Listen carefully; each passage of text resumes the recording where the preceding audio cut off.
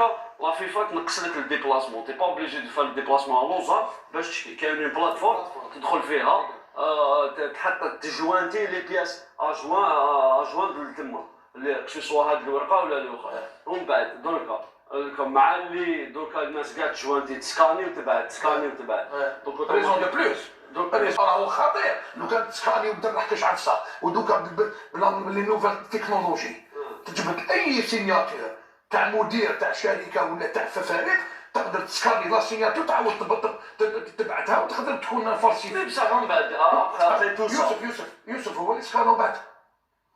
ما شفناش حنايا. اسكو يوسف هو ولا لا اسمح لي، شكون اللي دا الوثيقه وبعثها لا فيفا؟ ويقول لك ازاكسيو اللاعب اللاعب هو ولا لافوكا ديالو ولا واش مزيان؟ على بالنا ايماجين توا بعيد الشر، ايماجيني تكون كتعرف صار وتاع الصحي يشوفوا باللي فالسيفي.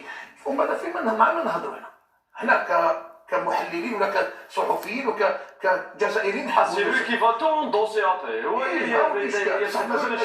مازال ما شفتش انا اللي راهو مع يوسف لافوكا ديالو الوكيل ديالو ولا المحامي ديالو.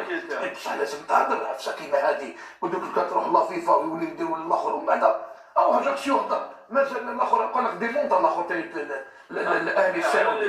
بصح لازم واحد من العائله تاع يوسف لازم يتكلم.